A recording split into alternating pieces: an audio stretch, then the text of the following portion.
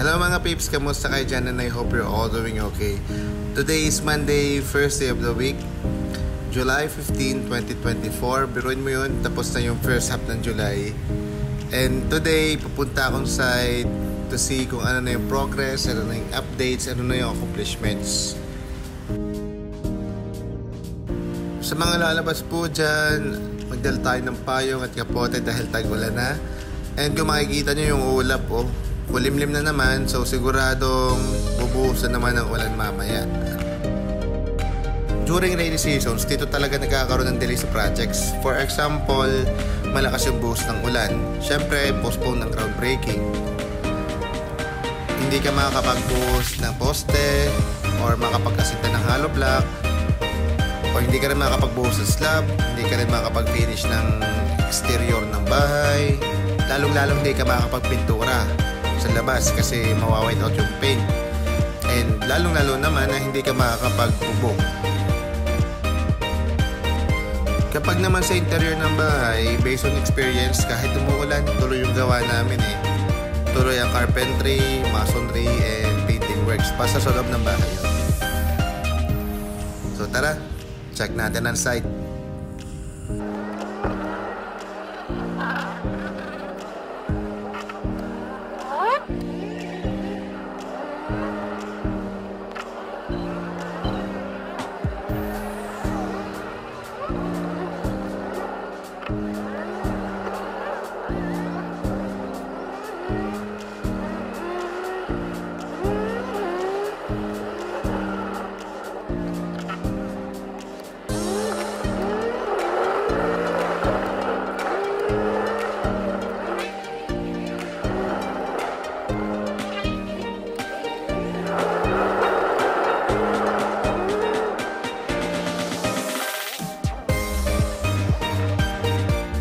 And we're here na. So, dito na yung site. So, pasok tayo dun sa gate na yun. Okay, I'm inside the first floor of the apartment. So, this is the kitchen. And this is the cabinet. Yan, may pintura na yan. So, may konting retouching na lang bukas. So, ito naman yung sa ibaba. And this is the toilet. So, yung toilet, ginawa ng dalawa. Kasama ng toilet sa shower room. Kasi yung uupa dito, mga estudyante, so para hindi sila naghihintayan. Ayan, ito yung laundry room. Nakikita na rin, tinakpan namin yung pipes. So ito, lilinisin na lang.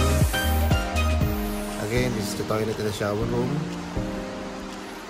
So check naman natin yung mga kwarto, kung ano bang itsura na.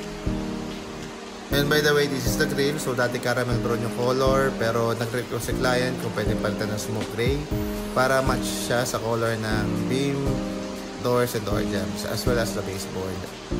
And ito muna tayo sa third room ng first floor. Ito yung pinakamalaking room. As you can see, yung cabinet niya nakapantay dun sa wall.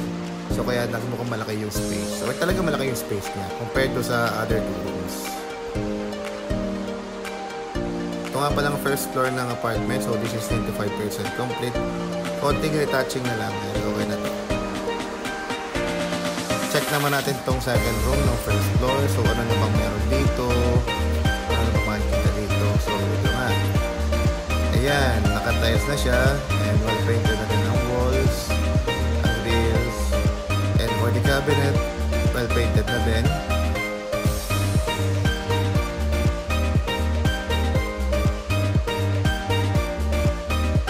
Let's go ahead and check the first room. And ito nga, yung pinakaunang kwarto ng first floor, yung may bintana, yung pinakaswerteng kwarto pagdating sa ventilation. So ito yung mga pintura namin ginagamit. And this is the tiles for the stairs. And ito naman yung cabinet, well painted na, as well as the walls. Yung bintana. So lalagay siya ng screen. And yung screen nilalagay namin ito.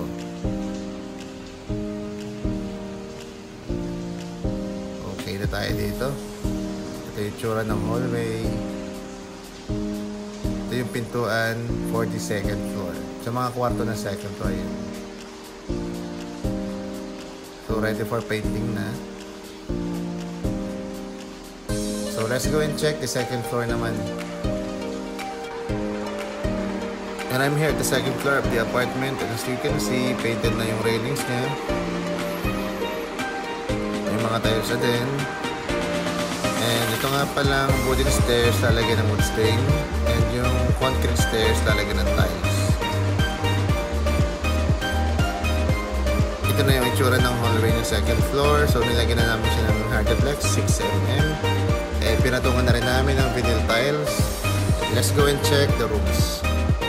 Dito muna tayo sa first room, pinakamaswerte yung kwarto ng second floor kasi may bintana. Ayan, so yung cabinet niya, pipinturahan pa. Then itong bintanang to, lalagyan din namin yun ng screen. So yung grills niya, painted na siya ng smoke free. So wala na tayong problema dyan. Let's go and check the second room. So the second room is okay na. Cabinet na lang, as well as dito sa first room, cabinet din yung pipinturahan nila. Let's go and check the third room. So dito, okay na rin yung pintura, and cabinet na lang yung kailangang pinturahan. Dito naman sa kitchen, itong cabinet na masalyahan na, so nalihan na rin, pipinturahan na lang bukas. And yung ventilation nito, yung grills, babalik na namin. Check naman natin yung comfort room. So dito sa second floor, dalawa na rin yung comfort rooms. Magkasama ng toilet, saka shower. So konting retouching na lang dito. Yan o. And as well as dito sa cabinet ng kitchen sink. So ito may masilya na, nalihan na. So pipinturahan na din. So more on painting works tayo dahil patapos yung project. So palit ang padan na to. Konting retouch. And let's go check on the itsura ng hallway kapag naka-lights mo.